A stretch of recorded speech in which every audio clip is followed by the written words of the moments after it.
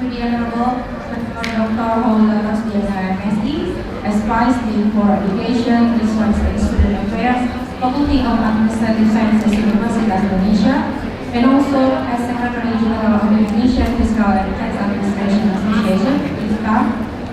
To the Honorable Dr. Edi Slamet Irianto, MSc, as Head of Directorate General of Taxation, Regional Office for South Jakarta II, and also as the Executive Chief of Indonesia Fiscal and Tax Administration Association, (IFTA).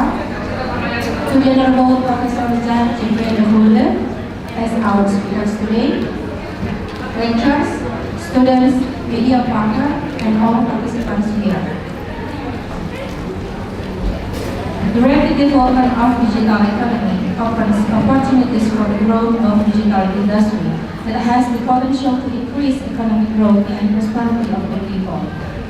Parallel with this phenomenon, there are several challenges faced by tax authorities in various countries related to taxation aspects of e-commerce-based business. The distinctive characteristic of this business raises a few discourses among academics and practitioners. That is about taxation on borderless transaction that generates tax revenue. To contribute to this discourse, the Master Research on Political Taxation, National Resilience and Welfare in cooperation with Department of Fiscal Administration, Faculty of Administrative Sciences, Universitas Indonesia, held a public lecture for the topic of Challenge and Way Forward with Company Taxation Digital Economy with speaker Professor Goede, who is a senior principal of Tax Knowledge Management IPFD. He is also a professor of International and European Tax Law, Lodz University in Poland. Welcome to Indonesia, Professor Jan. Alright, ladies and gentlemen, to express our nationalism as the nation of Indonesia, let's sing our national anthem, Indonesia Raya. All participants, please stand.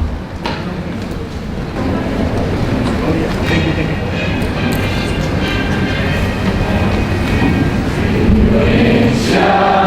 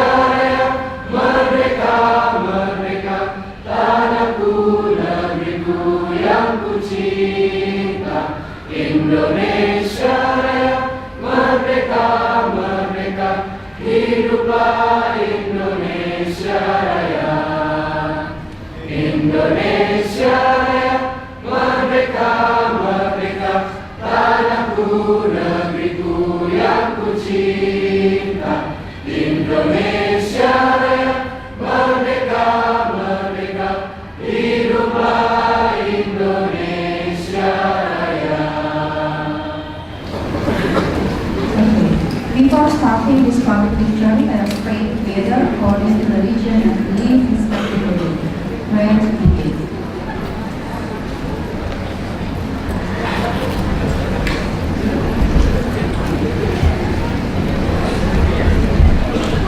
Prayer is done.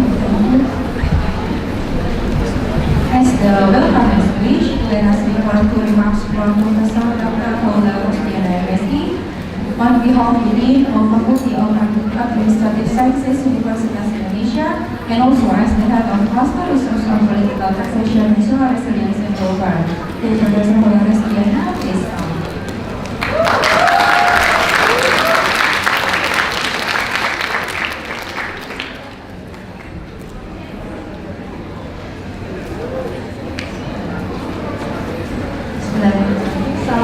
warahmatullahi wabarakatuh. Selamat pagi, good morning, salam sejahtera untuk kita semua. Bapak Ibu, adik-adik semua, satu kehormatan bagi kami Fakultas Administrasi untuk bisa menyelenggarakan kuliah umum hari ini. Terima kasih kami ucapkan kepada Prof yang sudah berkenan hadir untuk memberikan kuliah umum, kepada Dr. Edi Slamet Irianto, Akademil dan Fakultas Lantai 2 sekaligus sebagai Ketua Pelaksana Harian Indonesian Fiscal and Tax Administration Association yang sudah berkenan untuk menjadi keynote speech. Kemudian juga saya ucapkan terima kasih kepada Ibu Edi selaku Wakil Dekan 2 Fakultas Fisik, ya, juga Pak Eko Sakapurnama, ya, dan Pak Iman Santoso, tentunya Mas Wisnu yang juga sudah berusaha untuk menghadirkan Pak Yan ke sini, ya, ke kuliah, dan tentunya teman-teman panitia yang sudah menyelenggarakan acara ini. Baik, adik-adik, Bapak Ibu semua, ya, kalau kita bicara mengenai digital ekonomi, tentunya ini adalah isu yang tidak akan pernah habis untuk dibahas, ya. Bahkan barangkali justru kalau di Indonesia baru akhir-akhir ini saja, ya, pemerintah maupun kami mulai terhentak begitu banyaknya transaksi yang non konvensional, ya, yang boleh dikatakan belum terjangkau oleh pajak, tapi di sisi lain kalau ini dibiarkan maka akan menciptakan level playing field yang tidak fair untuk para pelaku usaha yang masih melakukan transaksi secara konvensional. Digital ekonomi adalah keniscayaan yang memang tidak bisa dihindarkan. Karena itulah Fakultas Ilmu Administrasi yang mengembangkan klaster riset berbasis profesorship, dalam hal ini klaster politik perpajakan, kesejahteraan dan ketahanan nasional, dibantu juga teman-teman dari klaster governansi dan akuntabilitas perpajakan, ya, menghadirkan kuliah umum ini. Tanpa berpanjang lebar, saya kira waktunya karena sangat besar. Sekali lagi, ya, selamat mengikuti kuliah umum ini. Tolong diperhatikan, ya, karena terutama teman-teman adik mahasiswa, ya, kalian menyadari nama baik UI, jadi perlihatkan bagaimana seharusnya seorang mahasiswa UI ini berada di dalam satu forum akademik yang ilmiah. Ya, terima kasih sekali lagi kepada semua pihak, ya, yang saya tidak bisa sebutkan satu persatu, termasuk kepada pihak UI yang sudah juga membantu, kepada Mas UI yang membantu pelaksanaan acara ini, dan teman-teman dari media yang berkenan untuk meliput acara ini. Terima kasih, semoga acara ini bermanfaat bagi kita semua dan menjadikan sebagai amal ibadah kita yang tidak akan pernah lulus. Terima kasih. Ya, assalamualaikum warahmatullahi wabarakatuh.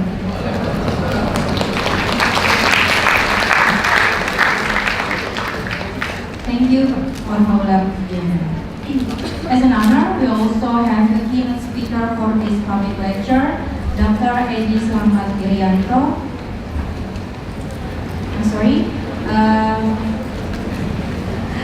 Welcome, Dr. Mila Septiana. Okay, back to the schedule.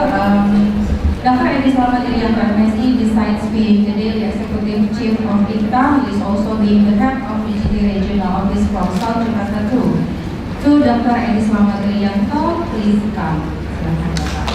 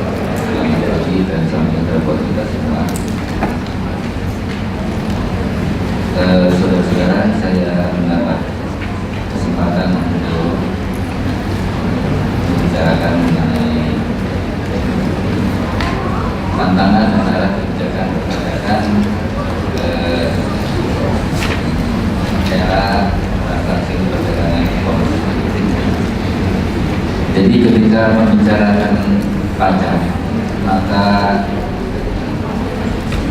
kita tidak bisa melepaskan atau harus mendahului membicarakan tentang negara dan rakyat tentunya.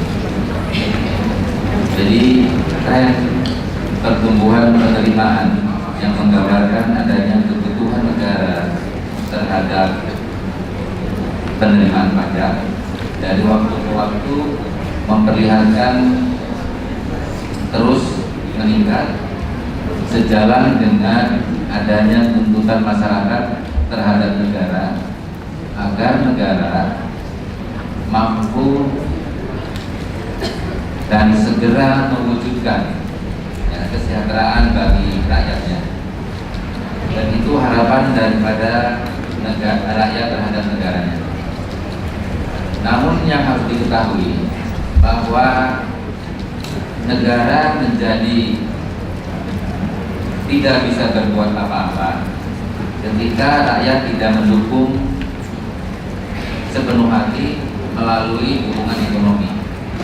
Jadi negara tidak cukup hanya mendapat dukungan politik, tapi negara juga harus mendapat dukungan ekonomi. Nah, dukungan ekonomi yang berasal dari rakyat inilah yang kita sebut dengan pajak. Dan pajak merupakan kesepakatan bersama yang dibangun antara rakyat dengan negara. Menyadari bahwa pajak itu harus dipungut dan dikelola karena adanya kegiatan ekonomi masyarakat, maka negara mempunyai kewajiban untuk mendesain dan menciptakan ekonomi masyarakat menjadi lebih kondusif. Karena itu kebijakan-kebijakan negara untuk pajak harus mendorong menciptakan pertumbuhan ekonomi sebagai basis pemajakan bagi negara untuk melakukan pembangunan negaranya. Sebagaimana diketahui bahwa tren ekonomi negara ini selalu mengikuti kepada bagaimana kegiatan ekonomi masyarakat dunia itu dilaksanakan. Apalagi dengan Indonesia sudah menganut sistem ekonomi terbuka, sehingga kebijakan-kebijakan ekonomi negara tidak bisa secara sendiri-sendiri tanpa memperhatikan bagaimana lingkungan ekonomi negara di lingkungan negara itu sendiri. Oleh karena itu,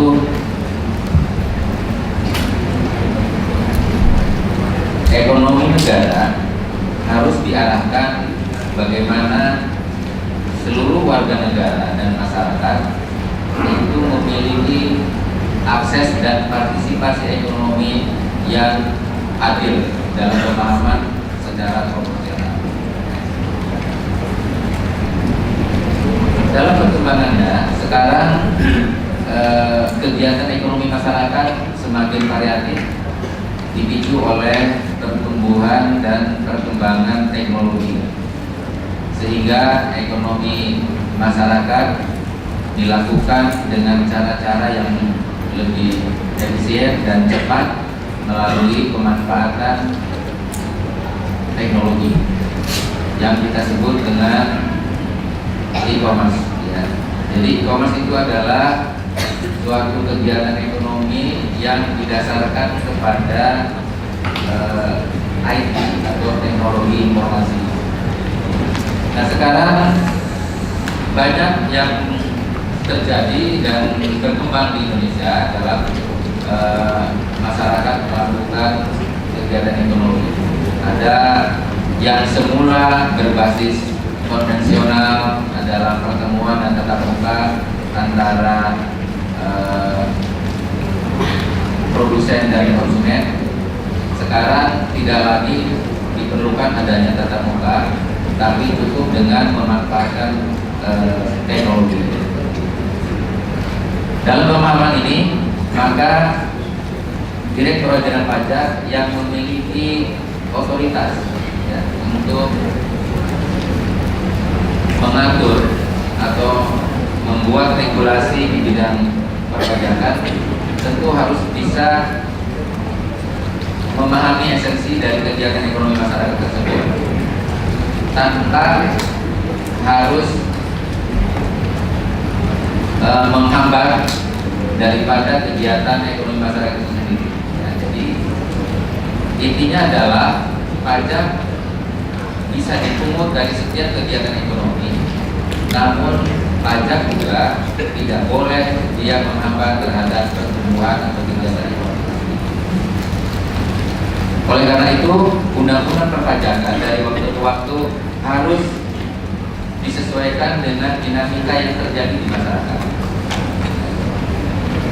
Ini menjadi penting karena undang-undang pajak juga memiliki kewajiban yang sama untuk menjaga kondisivitas ekonomi yang merupakan basis perpajakan sekaligus harus memelihara potensi perpajakan yang ada di masyarakat. Bapak-Ibu sekalian dan saudara-saudara semua, dalam pemahaman ini kita sudah mengetahui ya, dalam digital economy activity ini ada yang kita kenal mungkin dengan online ya, retail, yaitu suatu kegiatan ekonomi yang menggunakan pola website untuk melakukan dan menarik konsumen dan menawarkan barang jasa kepada konsumennya. Yang kedua adalah dengan platform ya. Jadi ini platform ini ada macam-macamnya, ada tiga juga. Jadi ada on marketplace, daily deals, dan over the top transportasi ya. Jadi ini semua sudah ada dan berkembang di Indonesia. Misalkan on marketplace ini ada Lazada, Bukalapak, dan Tokopedia ya. Itu mungkin saudara-saudara bagian dari konsumen itu. Kemudian daily deals itu juga merupakan cara bertransaksi dengan menggunakan voucher misalnya. Kemudian di bidang transportasi banyak kita memerlukan jasa-jasa transportasi hanya dengan menggunakan aplikasi-aplikasi yang disediakan oleh mereka yang memang menawarkan jasa itu, misalnya ada Goede, Uber, dan seterusnya. Dan kita sudah masuk kepada wilayah itu dan melakukan transaksi tanpa disadari sudah berbasis IT ekonomi. Nah, kegiatan-kegiatan tersebut tentunya bagi Direktorat Jenderal Pajak ada peluang juga ada tantangan. Di satu sisi kewajiban pajak yang merupakan bagian dari negara ini harus memaksimalkan bahwa kegiatan ekonomi masyarakat yang sudah menggunakan IT ini tidak merasa dihambat ketika Direktorat Jenderal Pajak atau otoritas perpajakan itu melakukan upaya-upaya perpajakan terhadap kegiatan tersebut. Ya. Seharusnya memang dari kegiatan ekonomi yang berbasis IT, potensi pajaknya seharusnya semakin besar karena memang keuntungan yang atau profit yang diperoleh oleh pelaku ekonomi ini adalah lebih besar dibandingkan dengan konvensional. Kenapa? Karena dia sudah sangat efisien. Dia tidak memerlukan lagi sejumlah instrumen yang memerlukan biaya yang cukup besar. Salah satu contoh adalah dari ketersediaan tenaga kerja, yang semula memerlukan 10 orang tenaga kerja, secara secara konvensional mungkin dengan adanya transaksi ekonomi berbasis IT itu 1 orang atau 2 orang, ya. Ini sehingga harga barang yang dijual itu jauh bisa lebih murah, atau ketika harganya sama maka margin yang diperoleh oleh pelaku atau produsen tadi akan jauh lebih tinggi dibandingkan dengan secara konvensional. Tidak memerlukan tempat yang luas, tidak memerlukan energi yang lebih besar, karena dia hadir dengan sangat-sangat efisien, baik dari guru, baik dari perlengkapan dan tempat, juga energi, ya. Di sisi lain, kalau misalkan ini bisa terus seperti itu, memang ini menguntungkan buat konsumen masyarakat. Karena apa? Karena masyarakat bisa memperoleh barang dan jasa secara lebih murah. Tapi pada saat yang sama, ini bisa mematikan daripada perdagangan yang konvensional, karena perdagangan yang konvensional dinilai lebih mahal. Kalau misalnya instrumen pajak tidak bisa hadir di situ, maka otomatis di sini akan ada ketimpangan pasar. Ada potensi yang cenderung akan hilang dari sisi pajak penerimaan negara, dan negara tentu akan kehilangan daripada peluang-peluang untuk melakukan kegiatan politiknya, terutama dalam mewujudkan kesejahteraan bagi rakyatnya. Kenapa? Karena banyaknya masyarakat atau tenaga-tenaga atau buruh yang bisa dipergunakan, ya, tenaga kerja yang bisa dipergunakan ternyata tidak bisa mendapatkan pekerjaan sebagaimana mestinya, sehingga ini berpengaruh terhadap daya beli ekonomi masyarakat. Nah, daya beli ekonomi masyarakat juga bisa berkurang. Ketika daya beli ekonomi masyarakat pada umumnya berkurang, maka otomatis bisnis yang dilakukan oleh dengan cara-cara yang tadi berbasis IT juga akan mati pada akhirnya. Kenapa?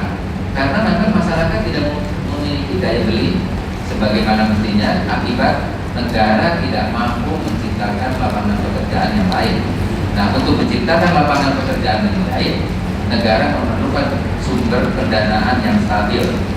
Itu, ya. Oleh karena itu, otoritas perpajakan saya kira harus bisa memperlakukan hal yang sama, karena transaksi ekonomi yang dilakukan secara konvensional ataupun berbasis IT pada intinya dan sejatinya adalah sama saja. Itu adalah kegiatan transaksi ekonomi, ya, transaksi ekonomi antara penyerahan barang dan penerimaan barang, antara penyerahan jasa dan penerimaan jasa, sama saja.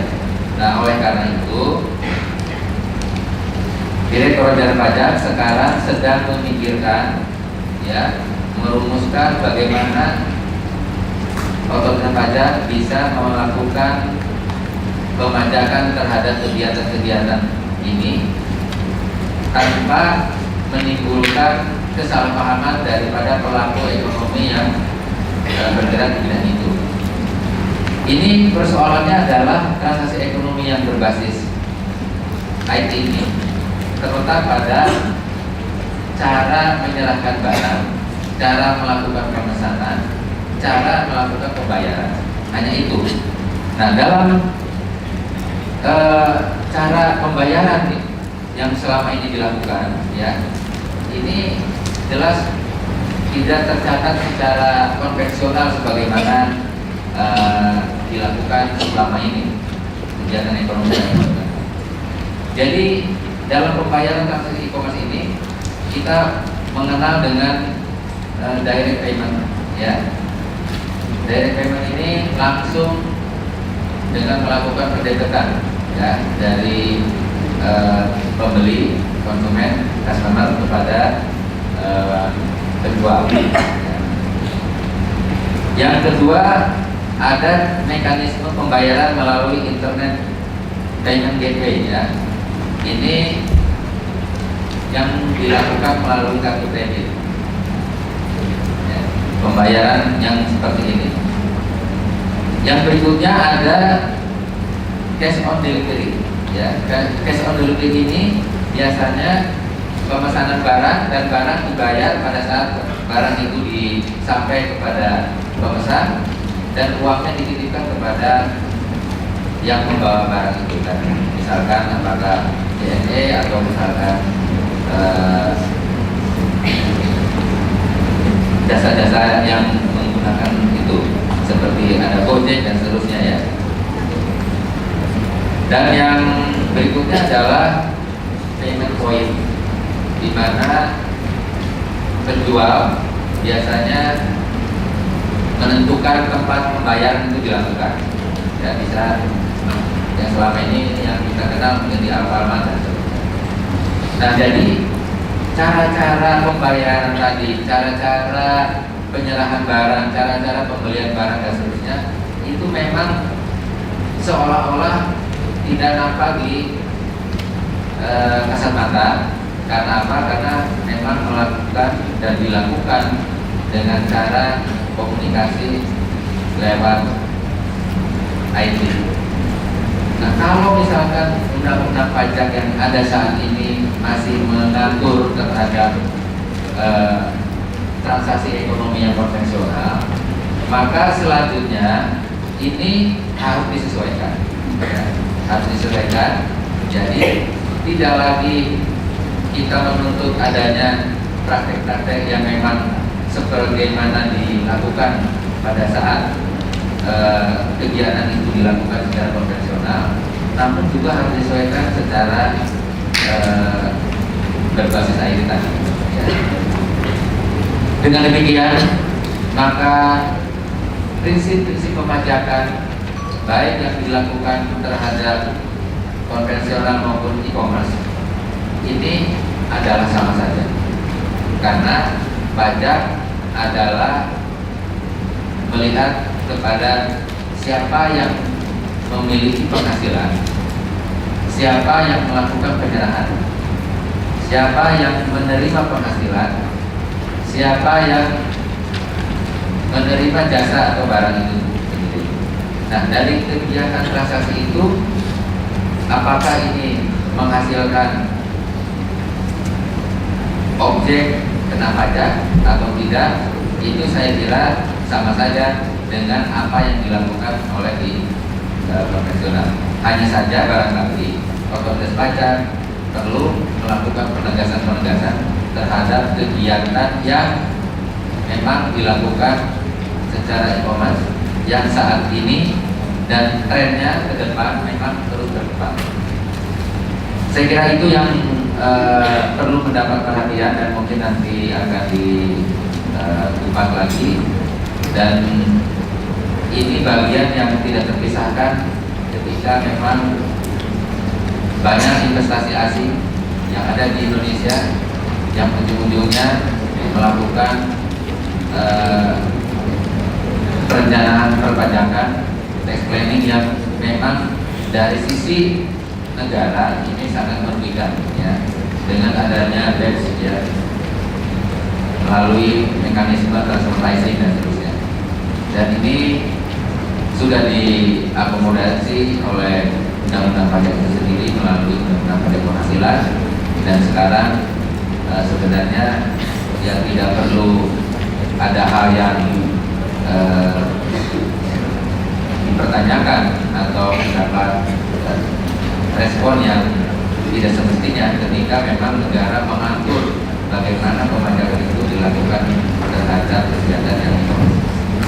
Saya kira itu, mudah-mudahan ini bermanfaat dan terima kasih atas perhatiannya. Wassalamualaikum warahmatullahi wabarakatuh.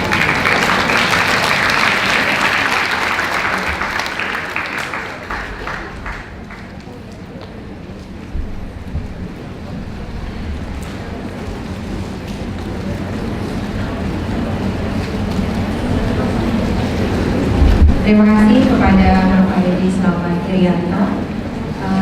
Selanjutnya adalah foto bersama. Mana Bapak? Maju lagi. Foto bersama Bapak Edi Slamet, kemudian Prof Jan, Bapak Ibu dosen yang telah hadir, Ibu Mila, Ibu Siti.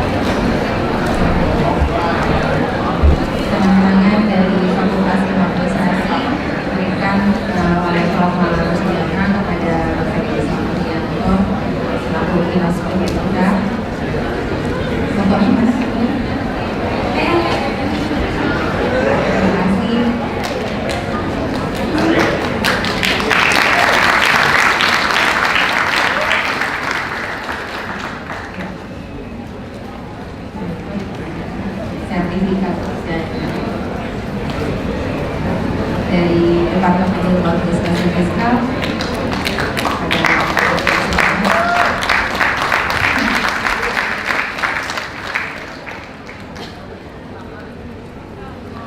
Terima kasih Bapak.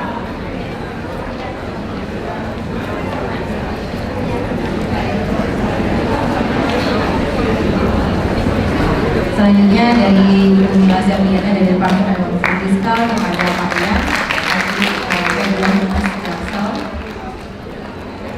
Terima kasih Pak Yan atas kehadirannya.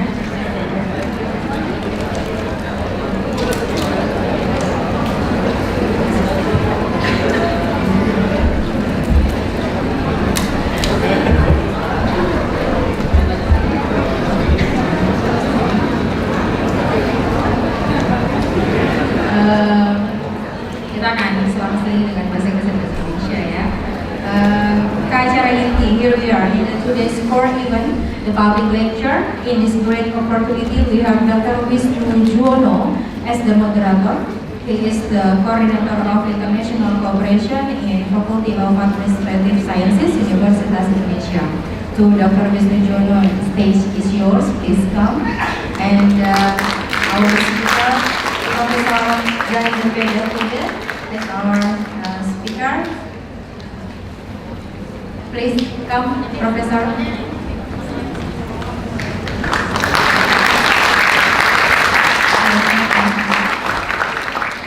Terima kasih banyak Mbak Neni. Untuk mempersingkat waktu, mungkin saya menyampaikan dalam bahasa Indonesia ya. Biar jelas, saya sudah mendapat izin dari Prof. If I'm not mistaken, spelling error ini. Oke. Jadi Prof. ini adalah bekas CEO dari IBFD. IBFD itu International Bureau of Fiscal Documentation. Jadi merupakan yayasan ya, non-profit yang kerjasama antara private sector dan government. Tidak hanya dari Belanda tetapi juga dari pemerintah lain. Kemudian beliau ini merupakan latar belakangnya birokrat. Jadi dia sudah 19 tahun di Kementerian Keuangan Belanda dan dia merupakan bekas dari kepala divisi yang mengurus mengenai legislasi pajak dan bilateral tax treaties. Ya. Jadi latar belakang dia emang sebenarnya praktisi. Sesudah itu dia sempat menjadi CEO dari IBFD, jadi pimpinan puncak dari IBFD. Tetapi sekarang dia menjadi senior principal tax knowledge management. Nah, selain posisi di IBFD, dia juga punya afiliasi akademik. Ya, ini dia adalah profesor di International and European Tax Law di Łódź University di Polandia. Jadi kebetulan di Polandia ini tax programnya itu terdepan di Polandia ya. Dan tidak hanya itu, karena kontribusinya yang besar di Polandia, dia memperoleh bintang Mahaputranya Polandia. Jadi tepuk tangan ya. Itu this one ya, the medal from the President of Polandia. Jadi dia benar-benar lengkap ya, praktisi, punya pengalaman pemerintah, kemudian dia akademik. Jadi kita sangat beruntung sekali dengan kedatangan dari Prof. Hande. Untuk itu saya persilakan Prof. Hande untuk memulai kuliahnya. Please give your insight and useful knowledge for this lecture. Thank you so much. Thank you very much. Good morning, everybody. My name is Goede, and I have just turned 61.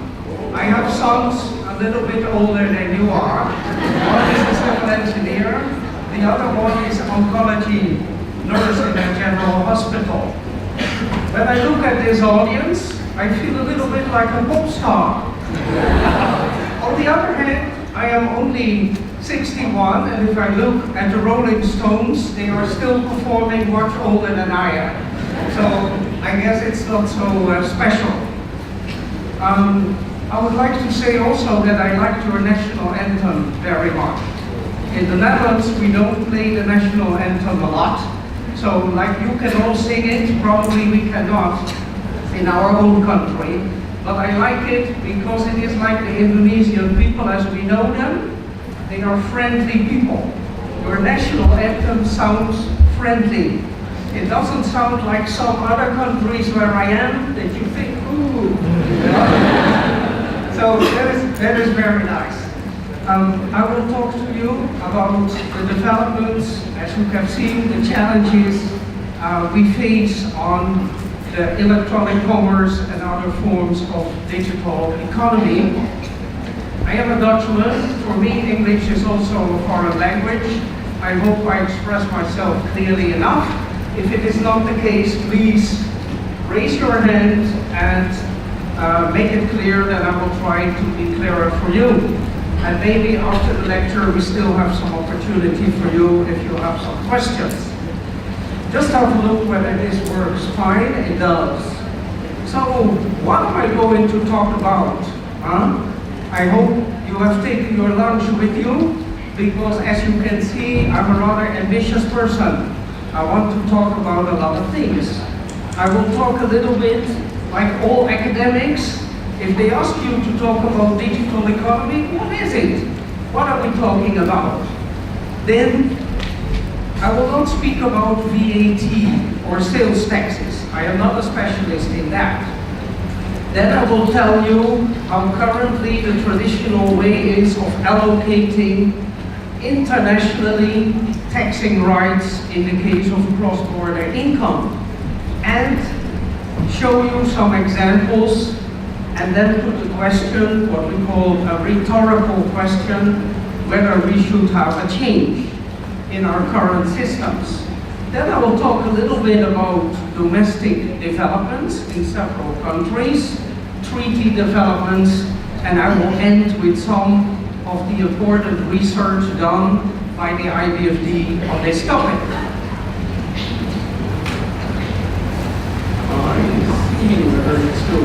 Yes, it does. So, what are we talking about when we talk about the digital economy? Actually, I would call it a moving target. It is a wide notion, and the applications of modern technology change every day. They develop each day.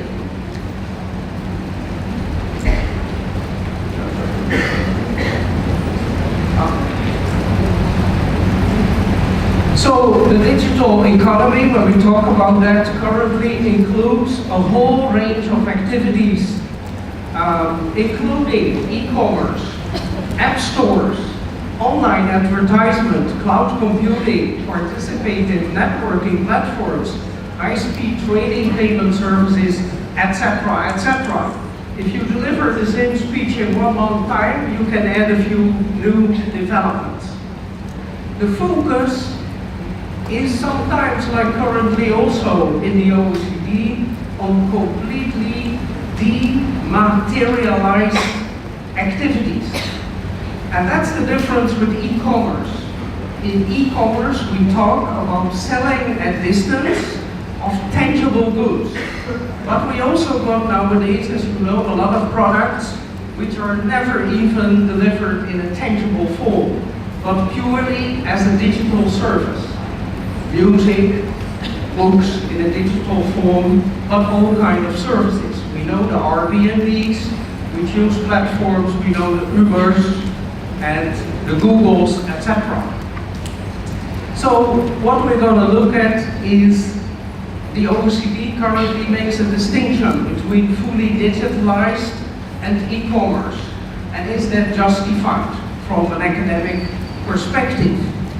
Then I also want to say something about some important new provision which will be included in the United Nations Model Double Taxation Convention.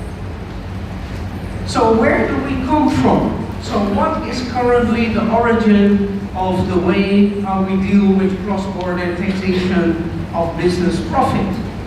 And if we look at the traditional tax treaty approaches, we can say the following. We have so-called source-based theory. Source-based theory is about where does a company earn its money? And there are two theories there, based on economic allegiance. So the economic connection you have to a certain territory or a country. And there are two theories. The supply theory, which says a company earns its money at a place where it uses its assets, its physical presence, tangible presence.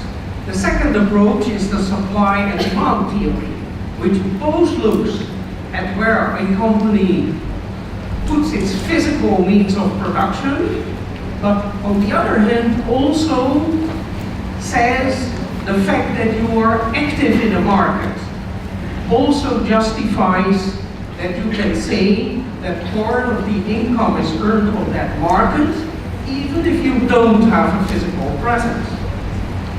Then we have, as a justification for taxation, the benefit theory. The benefit theory means that a country is justified to levy a tax of this kind if the taxpayer can benefit from the public goods and services provided by a state. So one of the questions we will soon see also is, what is the case of real digital economy when a company is not physically present in a market? Can you then say that they still benefit from certain public goods or services?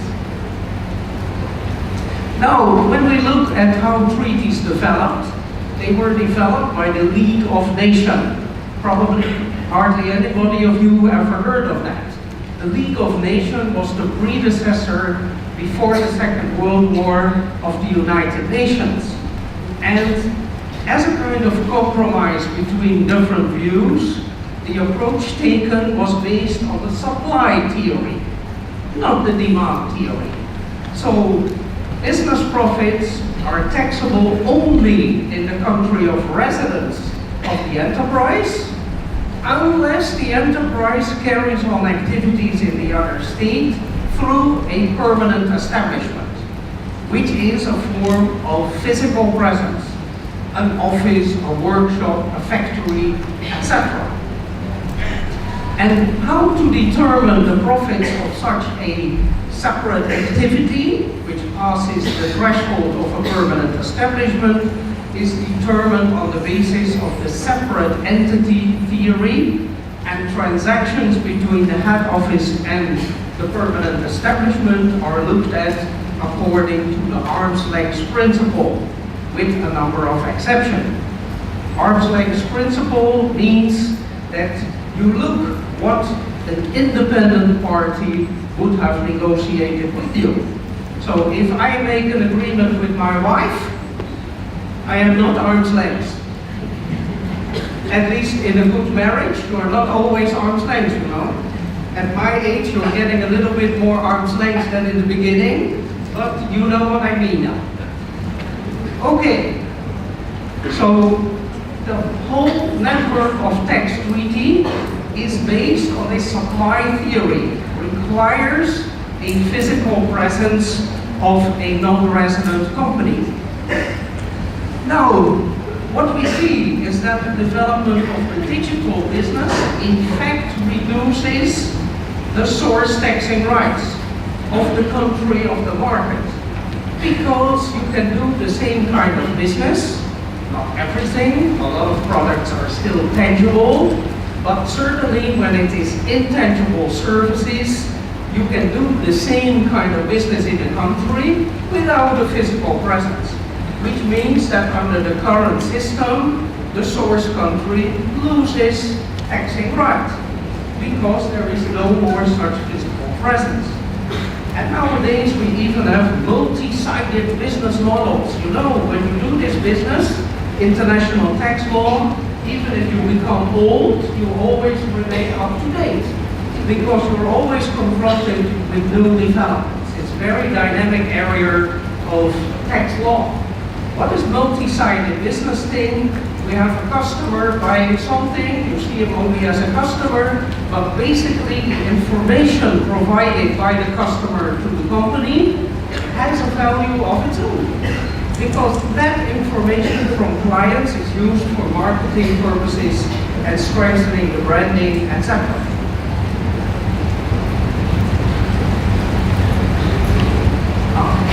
Sometimes I'm not pressing well enough and then too fast. So, does this mean that the source theory and the benefit theory would need to be updated to reflect this new reality?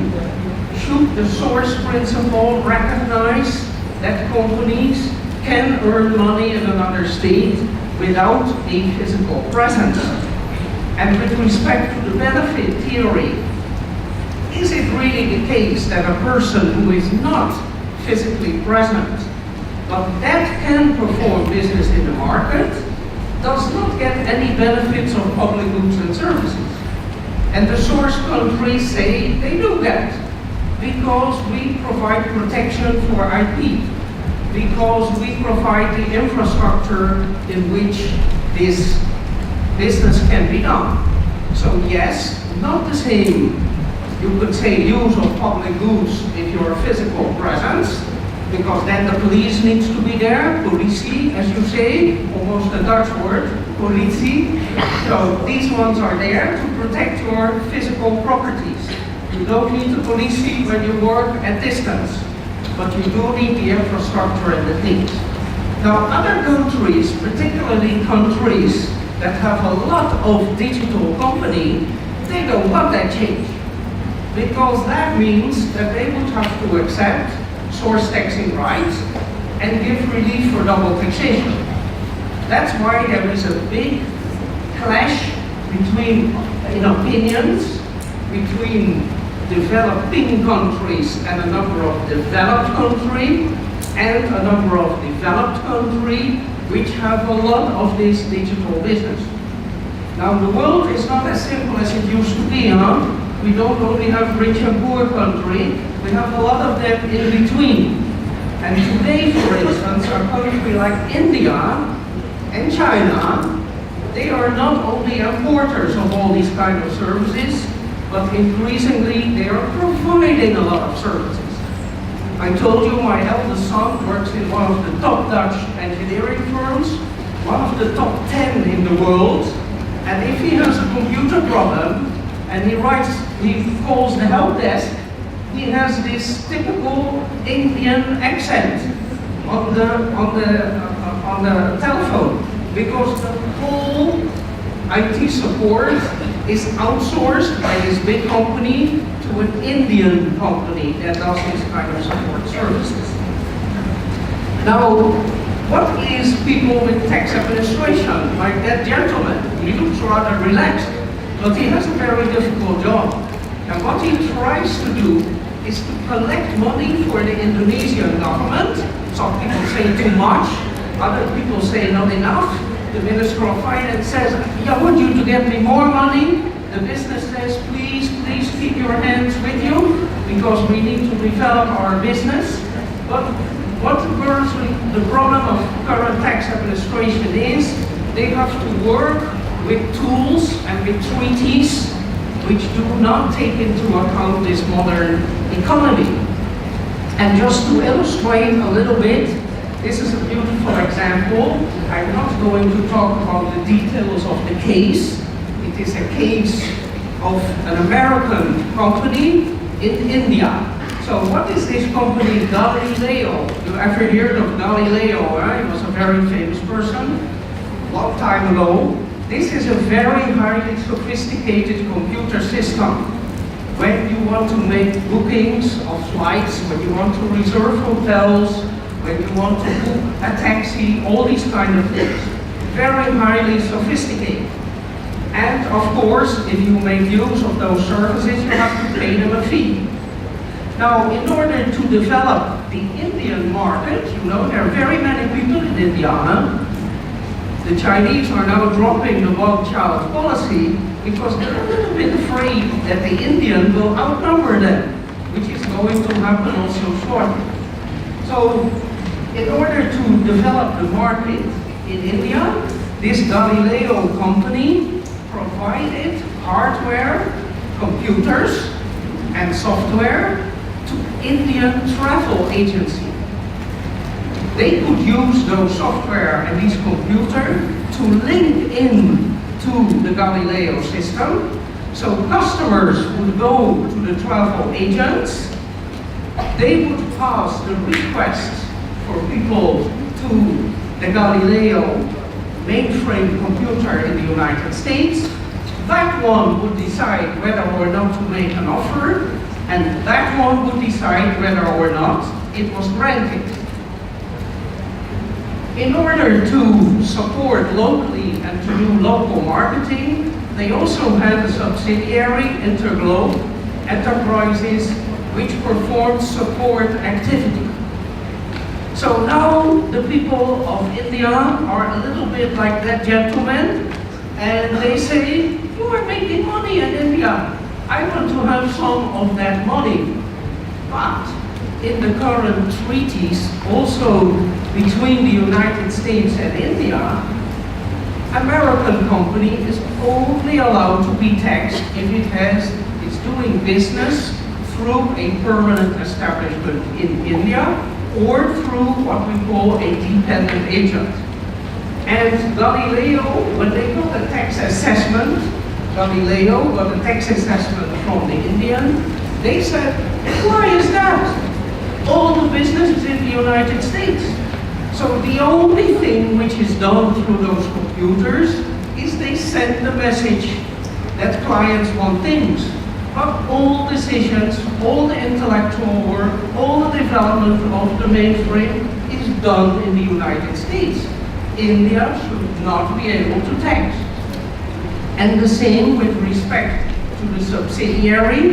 The subsidiary performed these marketing activities and was receiving a fee from Galileo company for this support activity, a relatively small fee, on the basis of cost plus a certain uplift.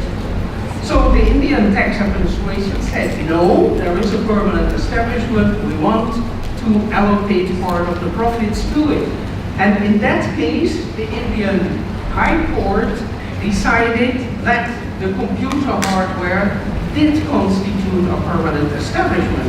And although the taxpayer said, but all the business is not done through that computer, which only links in, but on the mainframe, still that court said, no, we take the view that business is carried on in India through that equipment, and allocated 15% of the fee that Galileo received on those clients as taxable profit to that permanent establishment. They did also think that there was a dependent agent from the subsidiary, but because the profitability of that activity did not go beyond the fee which was received by Interglobe, so the cost of Galileo were consisting of the fee paid to the subsidiary, there was no additional profit to that agency PE. Now this is a very difficult matter, because if the equipment was really put at the disposal of the Indian travel agents, and Galileo could not take them back any moment, that under current interpretation, Galileo would not have a PE because they wouldn't have the disposal of that equipment anymore. So it depends very much on the contractual relation between Galileo and these travel agents, whether or not they really have the disposal over those computers. That's just a technical remark to show it's different. And this is how real life is with the big internet companies, the Googles, etc. So yesterday I was in a conference with medical people and technical people. I saw the most horrible things, you know, cancer, tumors, dental problems of a terrible kind. So am I going the same direction with this? No. This is not a DNA picture. This is a corporate structure to avoid taxes. I will very briefly tell you, because it's important to understand how it works. We have an American company, say the Google. They are developing new methods, new technology.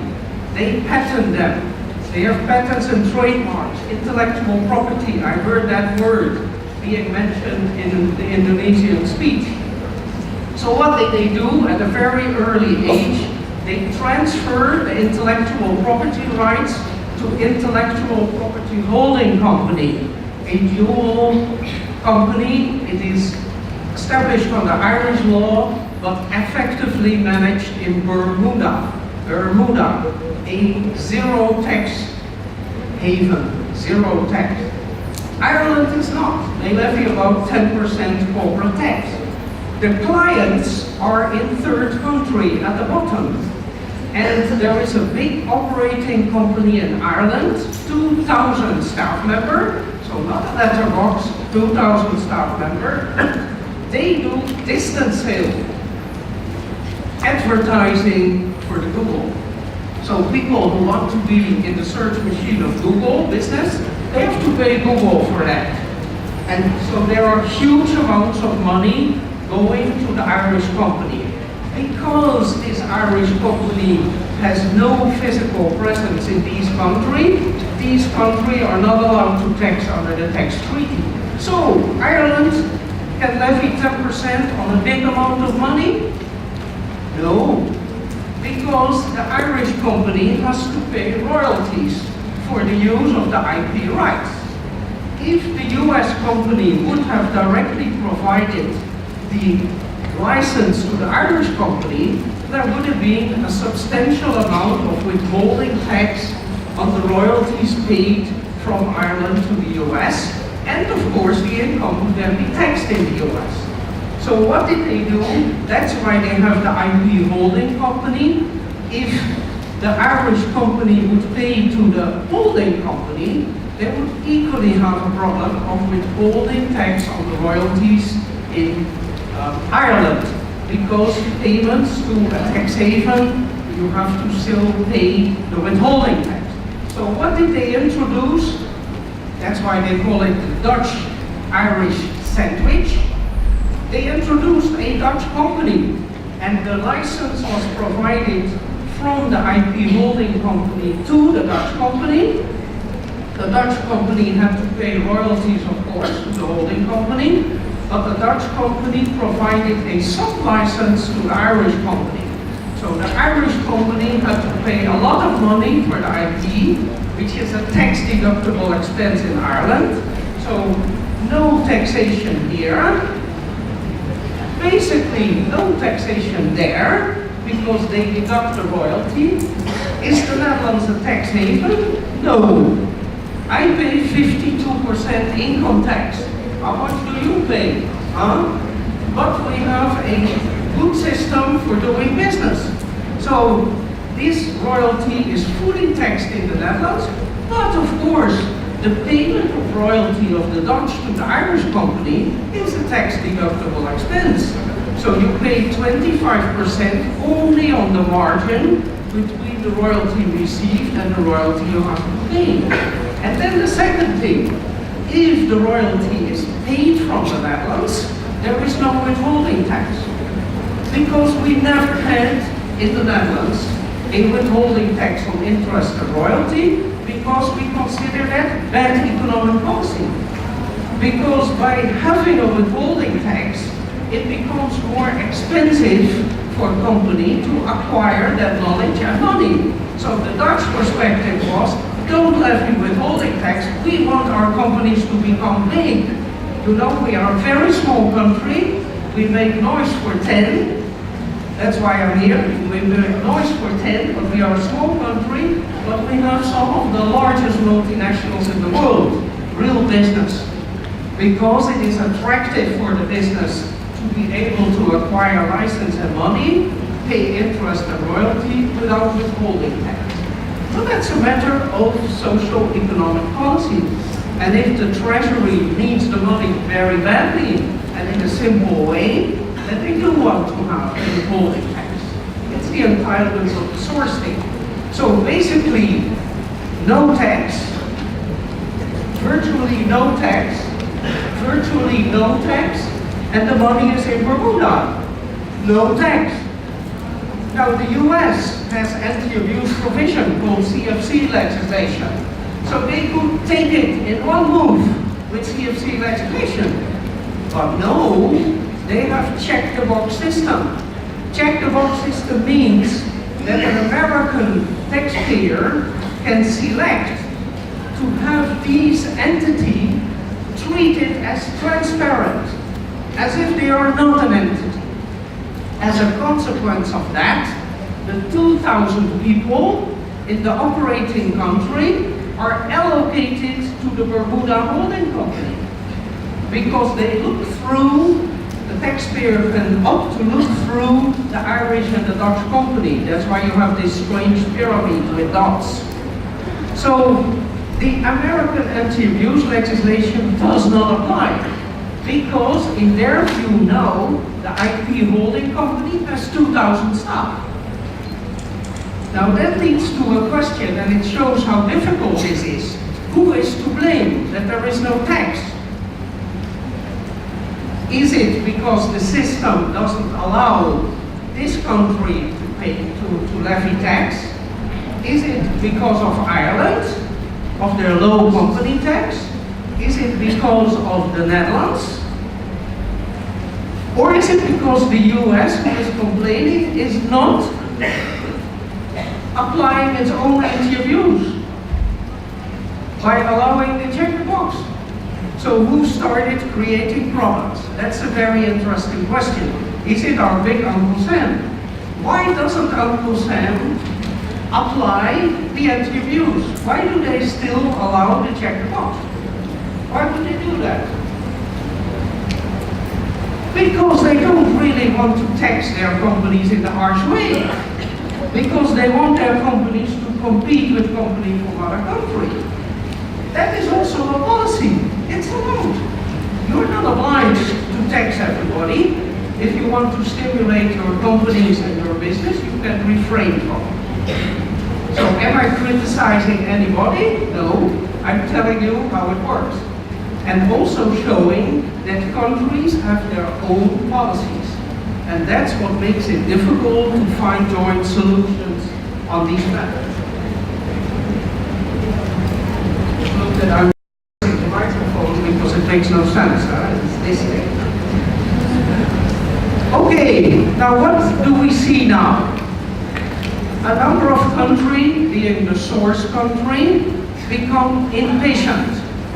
They say all this talking to find international solution takes too much time for me. So I already want to have some money. And the people starting with that were these British. Because, yeah, the British also import a lot of these services. There were the Google, there was the Starbucks, and the other ones which didn't pay any tax in the UK. So the UK developed what they call diverted profit tax. That is not the company tax. It was later followed by Australia, and basically it says, if we think you artificially avoided having a PE for diverted profit tax, you're supposed to have one.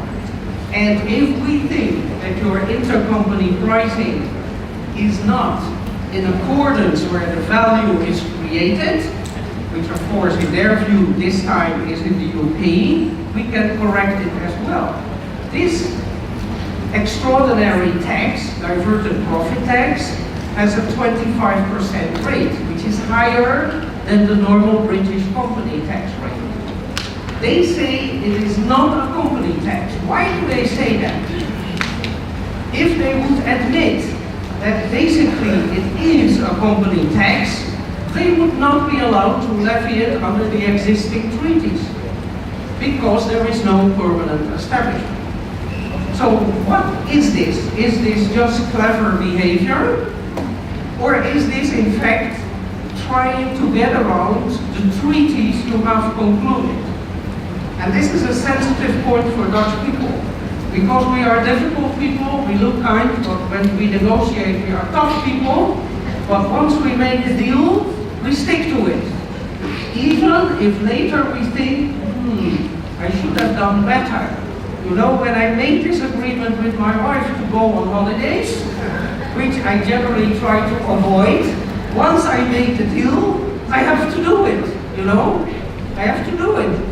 And otherwise my marriage is ended next year, 35 years. So I guess, you know, so far I stick to my deals, like she did.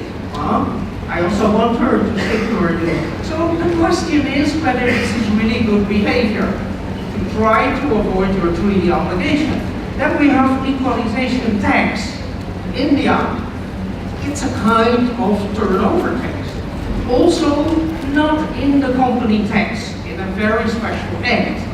It is a 6% payment due by certain services provided via the internet, like the Google advertising fees. They are subject to this 6%, and the Indian companies paying the fee have to withhold that tax, which is 6% on the gross amount of those fees. So not on the net profit, but on the gross amount of those fees.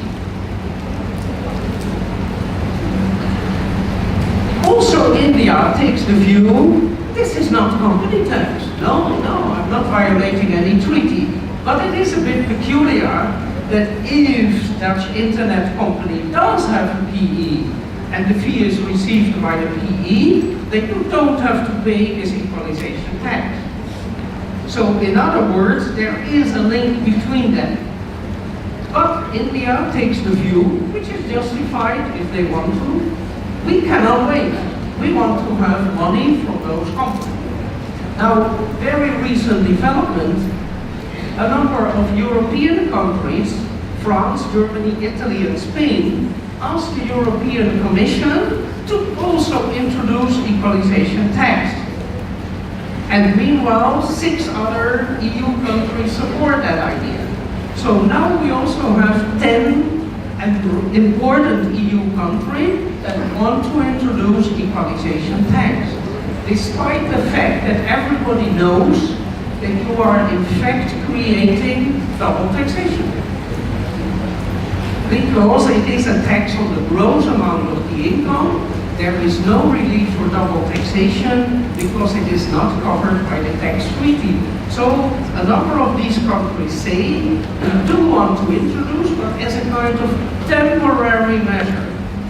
If the things have been properly arranged in the tax treaty, by, for instance, allowing withholding tax under the treaty on this kind of payment, or by a virtual presence PE, a significant electronic presence PE, then we may consider to withdraw that tax again. So this is where we currently stand. Now, another development by the United States was the idea of creating a destination-based cash flow tax. My gosh, what is that? That is a kind of company tax, but based, in this case, on taxation in the country of the user of the service. This would fit in this idea, America first. Huh? Why? Because if fees for digital services would be delivered to an American company from abroad, that would no longer be tax deductible in the US. So it would become less attractive for American company, what they have done, to outsource all these services, for instance, to India, because they could do it cheaper. But if they would, under that system, take those services from India, the American company could no longer deduct it. So it might lead to getting back all this outsourcing from India, from China, from Indonesia, from other countries, and bring it back to the US. America first. Jobs in the US, not jobs in Indonesia, not jobs in China, not jobs in India. That was the idea. And in the case of export, if American companies would export these services, they would not be taxed on it in company tax. So basically a company tax base which looks more like a consumer-based tax. The US Congress has not accepted. Because the consequences of that system are not very clear. If it would really be very successful, maybe the American dollar would greatly appreciate in price. If that would be the case, if they would greatly appreciate in price, then they could still import services, even though not tax deductible, but cheaply, because they would have a valuable dollar. The other way around, they could export US services to other countries without paying tax in the US, but if the dollar would be very strong, the other countries would have to pay a lot of money. So probably that would not work, and that's why the US left it.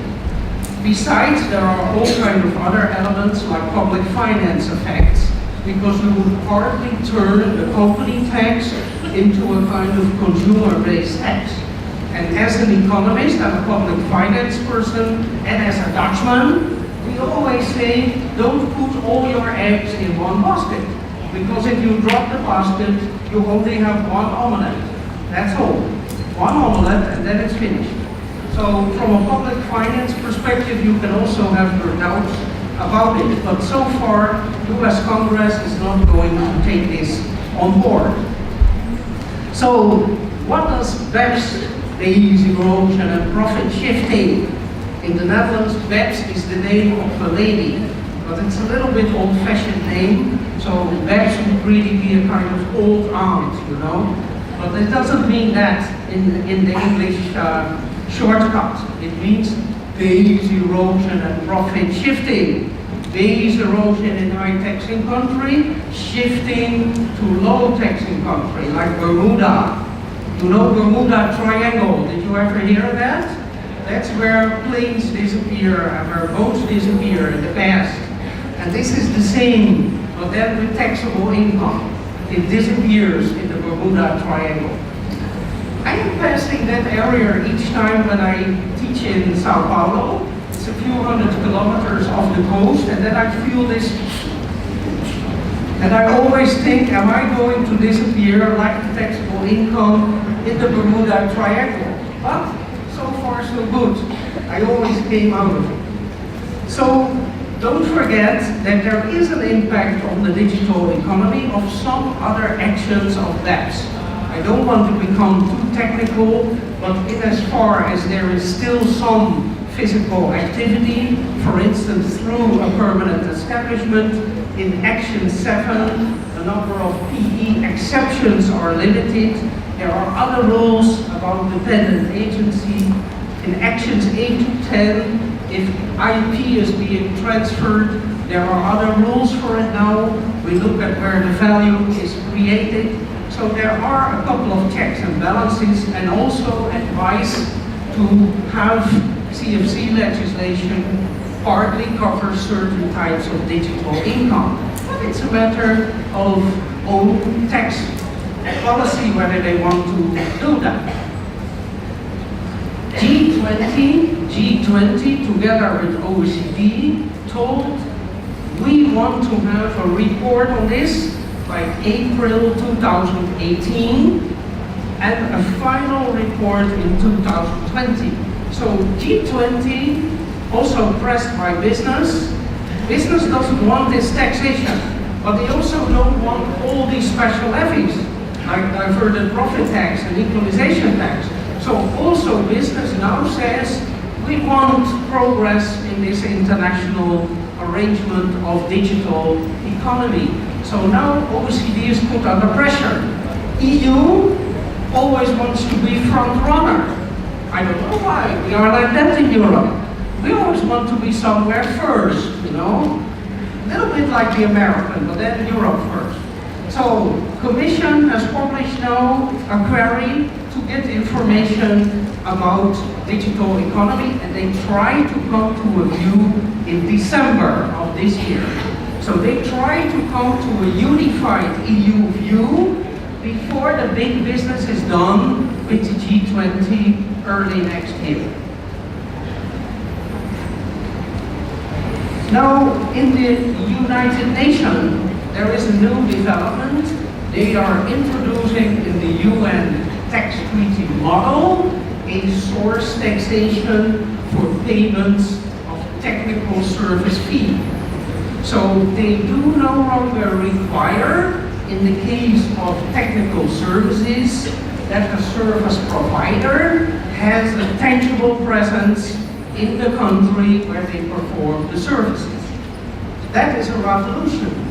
And it was a very tough discussion in the UN committee because some countries were very opposed to it, like the United States, like Japan, like Korea, like some European country, but still it will be in the UN model, a new Article 12A.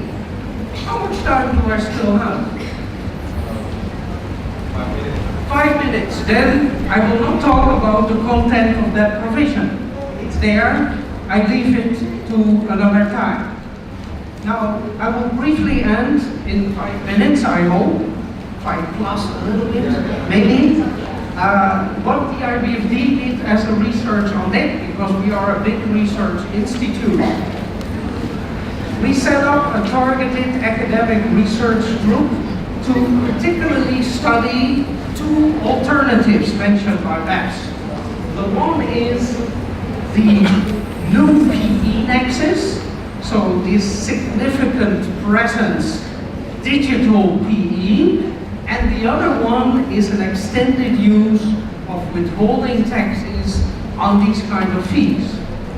What I should mention from the UN, that's the only thing I need to mention, is that it seems very broad for technical services, but the definition clarifies that this is only for tailored technical services, tailored to the need of the customer. So it will not cover access to a database, to a standard database with information. Will not be covered by this new UN provision. Whereas the last one, the digital presence PE, would cover it. So there are still differences. Is that difficult? Yes. Is it good? Yes. If you are an international tax lawyer, it's very interesting that you have these diversities. And you need to do a lot of study to know it. If you are looking for a 9-to-5 job, don't go into international tax law. You may earn a lot of money in international tax law, but only if you're willing to work very hard. Unless you are uniquely brilliant. Now, some people think for themselves they are uniquely brilliant. I have come to the conclusion, the older you become and the more you do, the more you realize what you don't know. And that's still a lot, I can tell you. So everybody, students, if you want to have a good job later and you're willing to work hard, either for the tax administration or a tax consultant or an NGO or a government organization, put a lot of energy, make the investment now. Then you build up knowledge which is valuable. But don't say to your boyfriend, there are many ladies here, or to your girlfriend, I will always be there for you.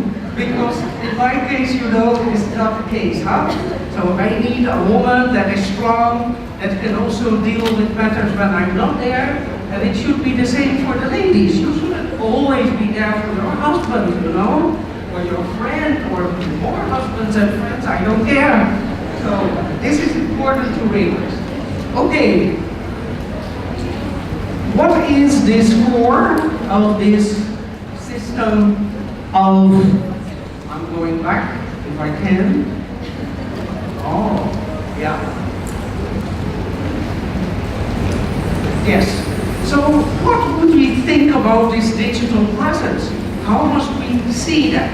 And IBFD did a research on that, also on the basis of ideas which were already there in this Action 1 report of OECD. And what they said is we would have this digital PE, but like the OECD, in line with one, they would only limit it to fully materialized digital economy, which raises for me, as an economist and a tax professor, the question whether that is still in agreement with the neutrality principle. Because if you are selling tangible goods via e-commerce, it would not be covered by this provision, and you would only pay tax if you have tangible warehouse and things. But what profit can you allocate to a tangible warehouse? That may be far less than if you allocate the pure digital economy. So there is an issue there, a difficult issue. Now, how to determine when you have a significant presence? Because we don't want to tax people who are just doing incidental business. A lot of work for tax administration, not much revenue. So in the IBFD study, we said there should be 3 thresholds. 1, there should be a user threshold. At least 1,000 users per month, because the number of users is an indicator of the value creation in the market where the users are. Instead of that, you can also measure actual data use. But that is, of course, technically much more complicated than determining the number of users. Then the second element is, if this threshold is exceeded, you should not immediately tax, because 1 month later it may be less. So an idea to only apply the taxation if there is a certain degree of permanency in the number of users, like we also have in the current PE notion. And the third idea would be to have a de minimis rule. So not to go for all the very small fish, the small SMEs, for whom it is important to develop the electronic digital economy, but to have a threshold that you focus more on the big fish. I think you said something also about worries of business. Certainly small businesses would be very reluctant to do the cross-border work when at a very early stage they would become liable to tax in the other country. Case studies have shown that it could work in practice, but of course a lot of further elaboration needs to be done. One of the most difficult issues, what are you doing here? You are basically saying, even though you are not present in that market, physically, we want to tax you. Now we know the threshold. Now the big question is, how much profit currently in our system, we determine that on the basis of the level of physical presence. But if there is no presence, how much is it? So here we just did a suggestion of 1/3 of the profit on the basis of a kind of profit split method. But this is of course a matter of debate, how high that percentage could be.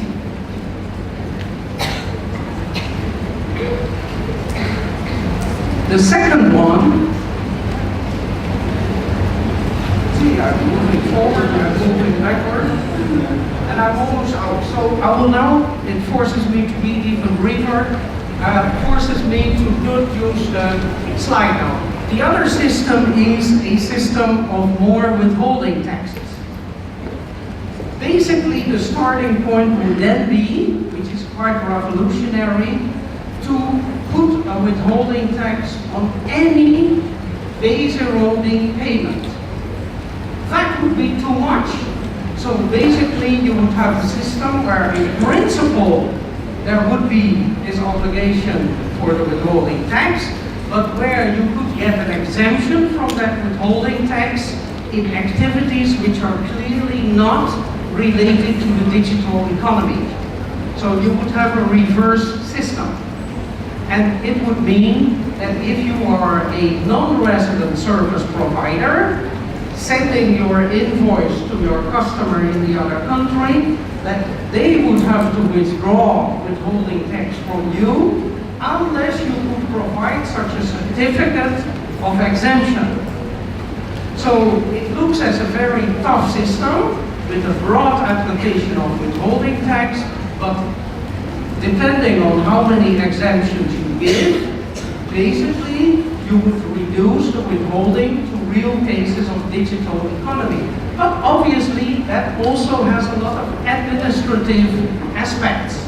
And for that reason, the IBMD people said we would prefer to have a digital PE, because then we can really avoid international double taxation, and if we are able to agree on the threshold and the profit allocation, we really have solved the problem in the best way. But these are not easy things to agree. So this is the last slide. So where are we now? Challenges and way forward. We are with this panicking politician, the same politician that put pressure on this person. I want money, I want money, I want money for the government. So, and this happens in all the countries of the world. So what we are going to face is a very interesting time. We see the EU developments. Are they really also going to introduce, maybe temporarily, such an equalization tax? Or will they not do it, and will they only go for a bit longer term with digital PE or a withholding system? All the other one are technical questions, which basically I already briefly discussed. So, I will try to use this once again. This is my name and my email address. And this is what I would like to thank you for your attention. Thank you very much.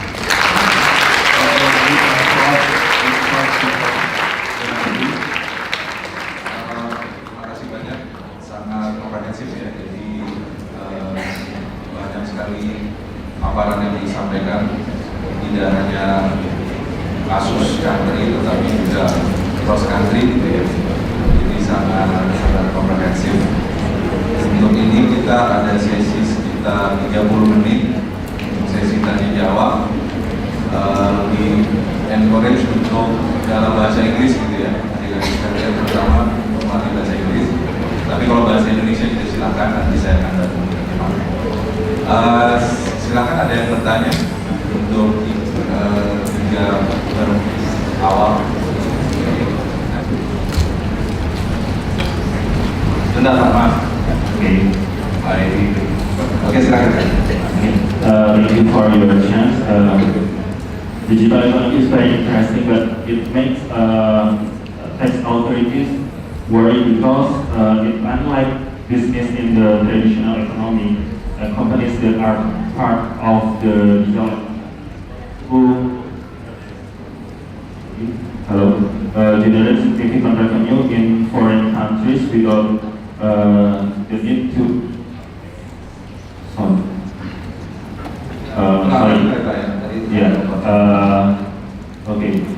digital economy is very interesting, but makes tax authority worry because it unlike businesses in the traditional economy.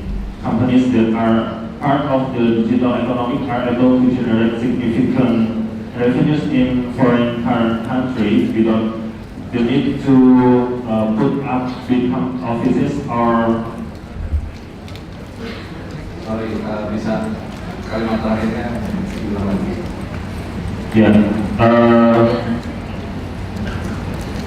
Without the need to put up big office and have many employees there. As you said, like first App Store, platforming, and etc. So my question is, based on your opinion, how best to take the digital economy? How best to take the digital economy? I would suggest you to respond directly while you I remember will, the question.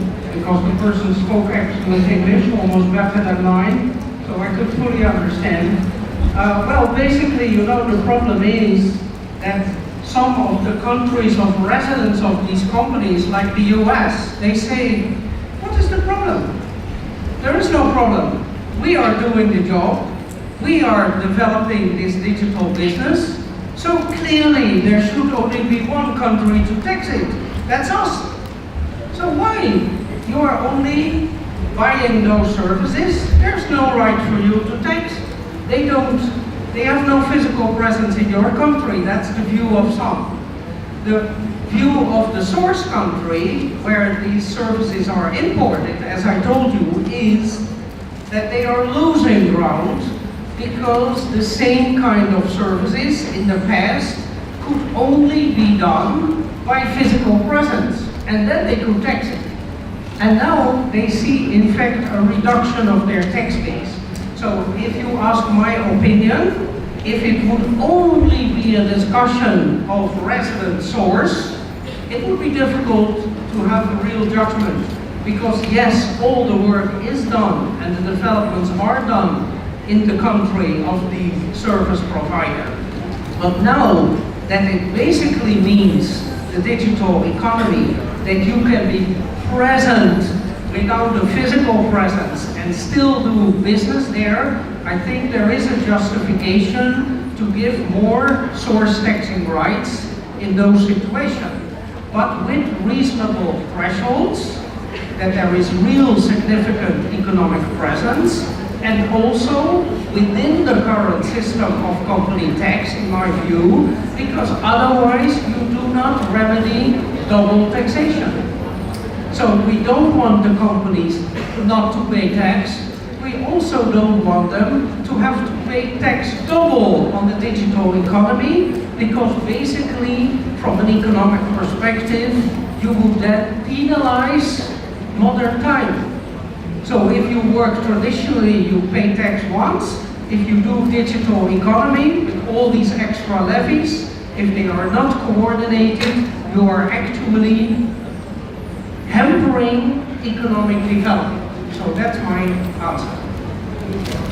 Thank you so much for your answer.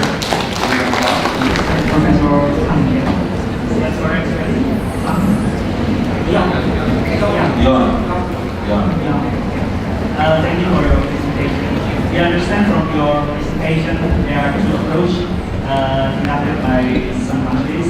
They adopt new tax regulation to way around the existing tax treaty, and the other approach is waiting or conducting, improving the nation. From your opinion, which one better? If we want to improve the permanent establishment regulation, is there any final or the best approach that has been done by developed countries in capturing the digital economy. In short way, should we revise the income tax regulation, especially related to the permanent establishment? Thank you. Okay. Thank you very much for your very adequate question. Basically, the question is, if you want to have a sound system for the future, I think you should go for the amendment of the permanent establishment within the context of the treaties. As I told you, treaties were developed to promote cross-border investment. And if we get all these other types of levies, one country diverted profit tax, another one equalization tax, in the end we are going back to the old days from before treaties with double taxation.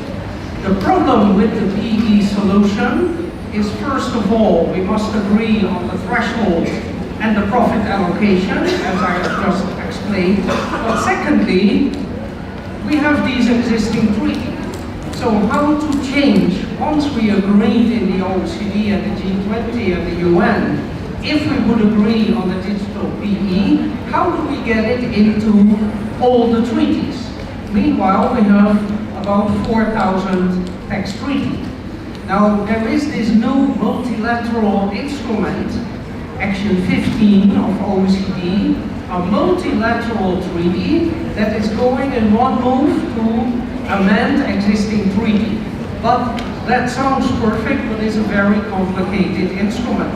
So I think the OECD and G20 hope that the multilateral instrument will be a successful instrument, because then maybe in the future they would want also to use it to introduce this new digital PE. So to put it short, if you want to have a good decision which avoids for the future double taxation, we need to go for the PE option.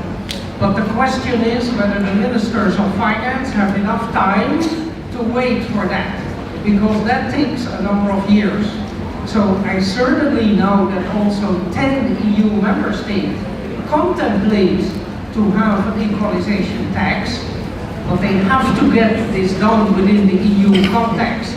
Otherwise, they may violate EU law, which is of higher order than their domestic law and treaties. So now that also a number of EU countries think they may want temporarily an equalization tax, maybe that is going to be the outcome. It depends on the patience of the ministers of finance. You know, I worked in the ministry for 20 years. I experienced situations that there were proposals to change the law, and the Ministry of Finance and the Tax Administration said, no, too complicated, no. Then 1 year later, there was a budget deficit. The minister said, how can we raise money? They came with the same old idea, and within 2 minutes he said, do it. So this is difficult to predict, but crucial will be in the EU, whether the EU country have a uniform position by the end of December, and early next year, how it goes with G20 OECD. Now you can say Indonesia is a sovereign state. We don't care about these EU countries, we don't care about G20 OECD. On the other hand, you are also competing in today's world. Now India took the step to introduce equalization tax. Are you as strong as India that you can do it or not? That is an economic policy decision to be taken by the Indonesian government. That's all I can say. I am not ruling Indonesia, fortunately. You do that yourself. So these are decisions, I can tell you what the pros and cons are, but this is, of course, the decision of a sovereign state. Do I want to have money fast? Do I take a bit of risk that this may not be well received by business? Or do I not need the money immediately? Look a little bit, a couple of months, how the developments in other major economies are, and then take the decision. Thank you. Thank you so much, Professor. Kita masih ada waktu 10 menit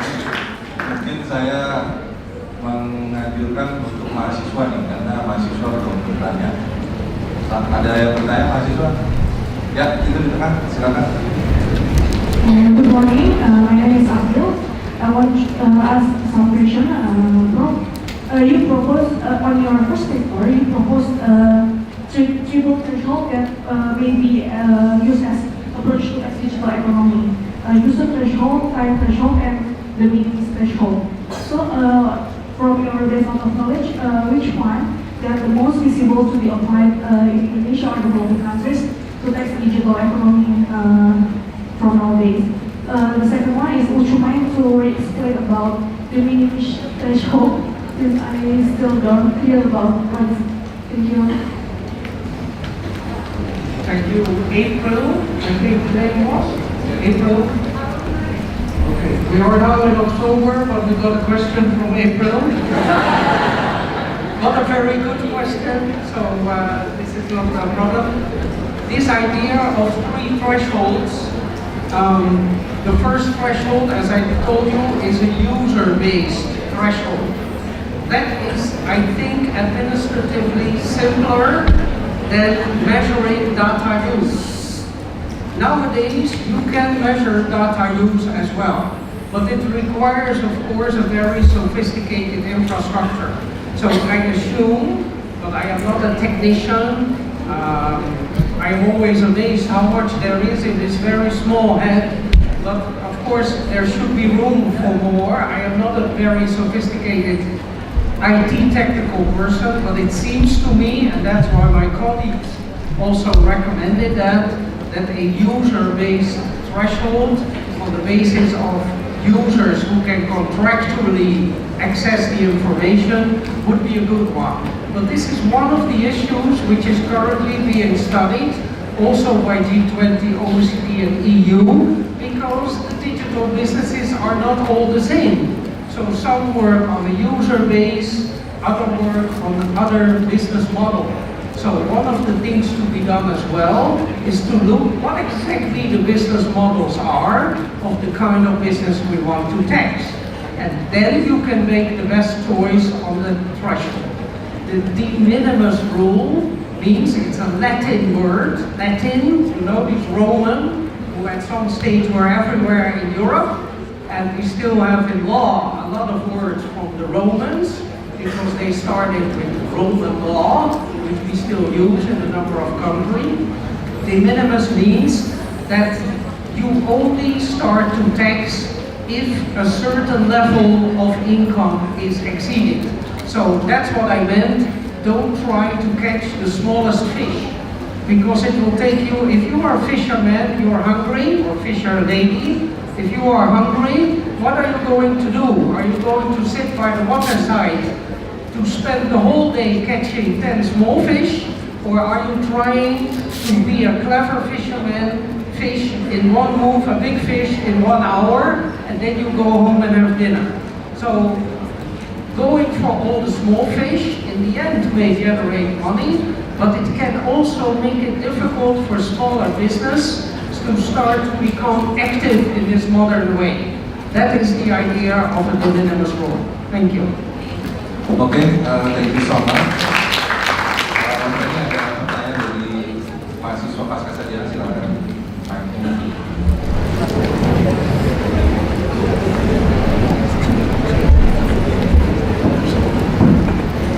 Again, my name is Lantai. My question is, according to your research, which country that have same characteristic with Indonesia, especially about this condition in Indonesia? Because you know, in Indonesia, many people like just doing local transaction. I mean, we just digital economy in a local transaction. Bisa mungkin bantu saya terkait dengan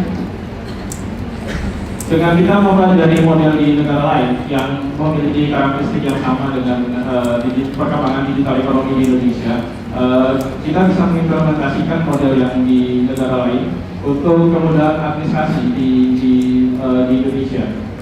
Begitu. Jadi Pertanyaannya, di negara mana yang memiliki berdasarkan mission yang telah dilakukan oleh Prof yang telah dilakukan oleh Prof yang memiliki karakteristik yang hampir sama dengan Indonesia, sehingga kita bisa mengimplementasikan model di negara tersebut di Indonesia untuk kemudahan administrasi dan juga melakukan usaha sekaligus perkembangan digital ekonomi di Indonesia. So I will translate the question. So basically,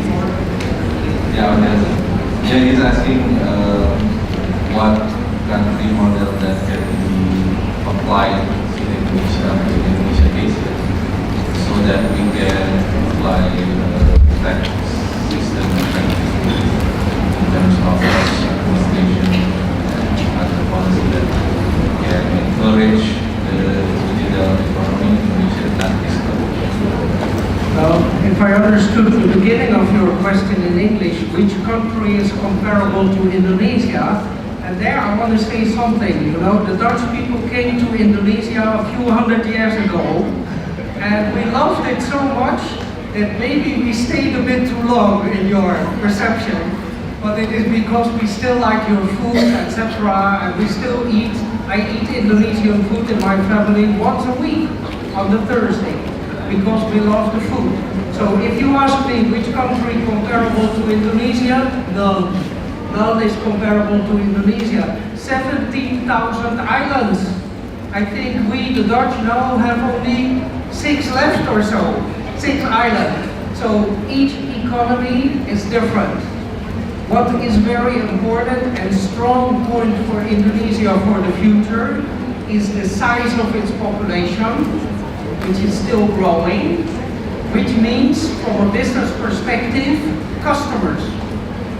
Many young people, you have many more young people than in my country. If I sit down in a restaurant where the sun shines, which is rarely in the Netherlands, but I sit down and I look at the people, I mostly see old people passing. When you see a nice young boy or girl, in my case, when you see that, you say, oh, wow. So, because you have a young population, you have a growing population, all these people need all these products in the future. So you have a strong economic base, like countries like India, etc. Now, this, as I told you already, is a complicated domestic policy question. The digital PE is not an easy way, because there must be agreement on that first, and agreement on the profit allocation. When these things have been agreed, it is not that complicated, I think, to apply. But it requires a bit longer term. These matters need to be solved, etc. So it really depends how big the financial needs are of the country, whether they want to do already something like an equalization tax. Now, India kept the scope of that tax rather limited. So only payments for advertising on the kind of Google platforms are covered. In India, it is not a full range digital economy levy. So maybe that is a way to go to, if the need is there to raise the money, to start with a rather limited levy, etc. But as I must say, because you know, most of my time I spent on negotiating treaties and to try to overcome obstacles on cross-border income, I cannot resist saying that in my view, in the end, the only acceptable solution is one in the tax treaties. Because otherwise we run the risk that one country takes a moderate equalization tax, another one takes a big one, yet another one takes a diverted profit tax. So there is a risk of ending up with a mess of a lot of double taxation, which is bad for business, if we do not come to a uniform system where also double taxation is relieved. So you put something which seems to be an easy question, but if the answer was equally easy, countries wouldn't have been wrestling with it already for a number of years. And in the end, it is the responsibility of your own decision maker how they assess the strengths of the Indonesian economy and whether they want to have the short-term revenue or whether they want to go the bit more moderate and slow way. And in that respect, I reiterate, it will be very important to see the developments in a number of countries over the next few months. Thank you. Oke, terima kasih. Waktu masih ada sedikit, jadi saya sisakan satu pertanyaan. Ini dari praktisi kali ya. Ada yang mau bertanya dari praktisi? Silakan Mas. Dan, ya, oke, bisa ya. Ada yang mau bertanya dari praktisi? Oke, bisa. Oh, oke, silakan. Okay, which one? Red scarf, okay. It's not that I'm exercising a privilege, but I saw that she was one of the first to raise the hand, so it's a matter of good treatment. Okay.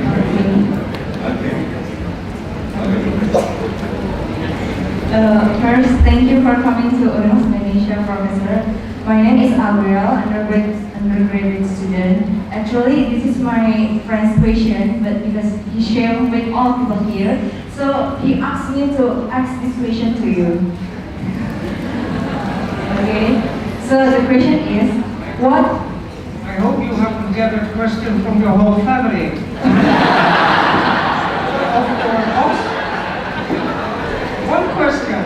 Yes, I just want to ask one question. So the question is, what is the best way that countries like Indonesia will prepare for the upcoming digital economy issues? That those countries are the place where digital companies getting the big amount of money, but those companies don't have PE in those countries. Yes, that's my question. Thank you so much. So, the British are a bit strange people, huh? They are our neighbors, and we can do good business with them, but they are also sometimes a little bit strange, like now with the Brexit. They think they can do everything on their own, you know. But we'll see how it goes.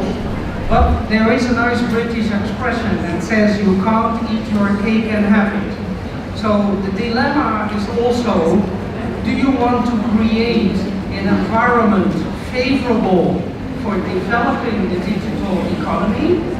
Then, for instance, facilities in your country to create and to promote research and development of digital economy, so that also Indonesian company can enter that market, not as recipient of services, but like in India, also as provider of services. That we were only talking now about taxing the income of the existing one. But countries like India, etc., they invested, of course, in good education, but also in tax incentives, in research, etc., to become the service provider themselves. So that is, of course, also an element of the story. So do you want to become yourself a front runner in this development? Then you must also create the economic circumstances that it is attractive for young startups and for other companies to become a digital economy provider. That is the other side of the coin. So the British, you can't eat your cake and have it. The other side of the coin, maybe you should do both things. Maybe you should both create a favorable economic environment for Indonesian company to also develop as service provider in this kind of matters, with a combination of economic support and incentives which are not harmful tax competition. We don't want that either. And on the other hand, to try to get your share of the profits if foreign people provide service to you. This is also one of a country like India. On the one hand, they want to tax the services provided to to India, but on the other hand, they should realize that all their service providing company providing services now to the US, Europe, etc., will then also become taxable in those other countries. So at some stage, sometimes countries make the choice on the basis of where they have to earn, where they think they can earn most in this discussion. And that's why you see countries like China basically gradually changing from a developing country with UN policies gradually more to an OECD country with OECD tax treaty provisions. So if you tell that to your family member or the person who put the question, I hope the person is happy, and if not, they should come and do more studies at this university. Thank you so much for the answer. I will answer this question at the end session. On behalf of the Faculty of Administrative Science, University of Indonesia, we really appreciate the person with the credential and long experience in government would set your valuable time to give us your knowledge and insight. So give an applause again for the last time for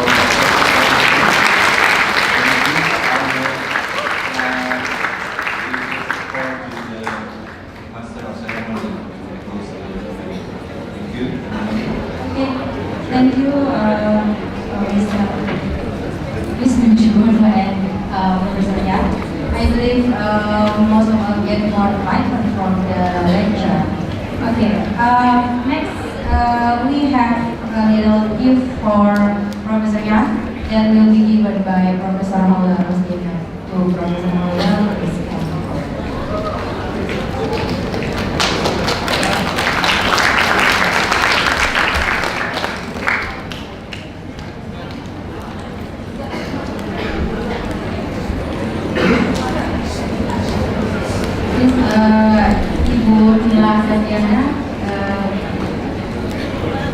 Ibu Mila and Ibu Ning, please come forward to give a little souvenir for Prof Yang.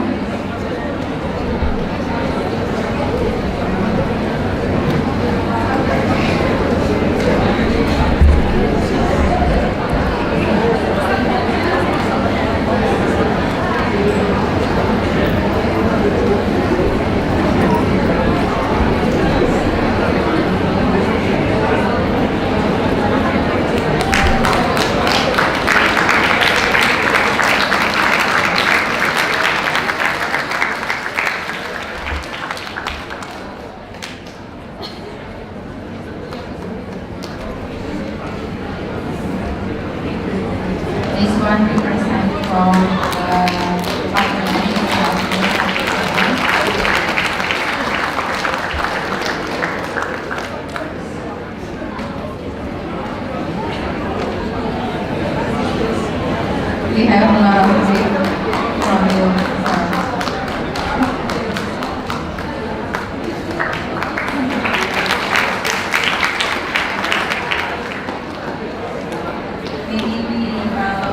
It was a great pleasure to be here, and unfortunately I'm already leaving this evening, so I cannot enjoy one of your 17,000 islands. But there is a lot to do there and to visit in the future. Thank you. Let's do that. Okay. We have.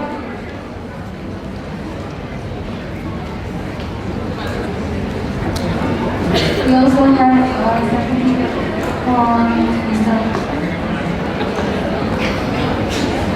Thank you, Dr. Wisnu for being a moderator,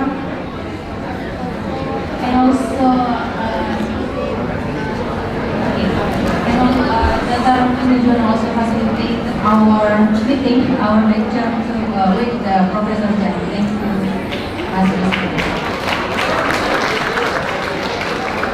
maybe we can take a picture together. A lot of picture in here. I normally object to pictures, but since they told me you don't lose your prettiness, when pictures are taken, you can still allow it.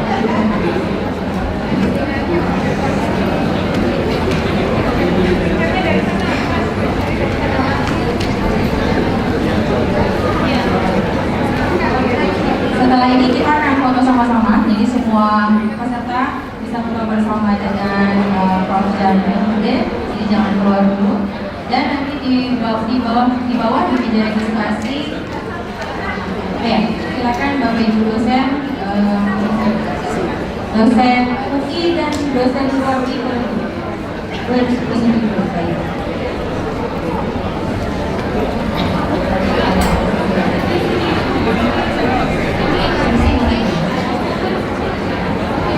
Jadi teman-teman di bawah bisa ambil materinya.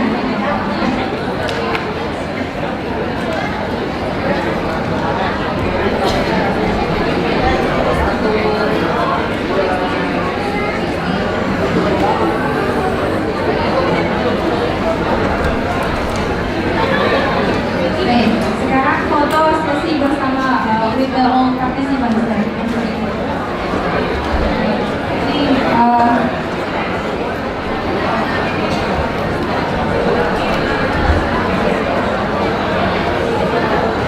Bapak Ibu sekalian, sambil menunggu persiapan program bersama, kami umumkan bahwa pada hari Sabtu pukul 10 sampai 12 akan ada kuliah umum oleh Dirjen Pajak dengan tema pemungutan pajak dan kesejahteraan, dan akan diselenggarakan di Auditorium M Lantai 4 pukul 10 sampai 12 siang Sabtu.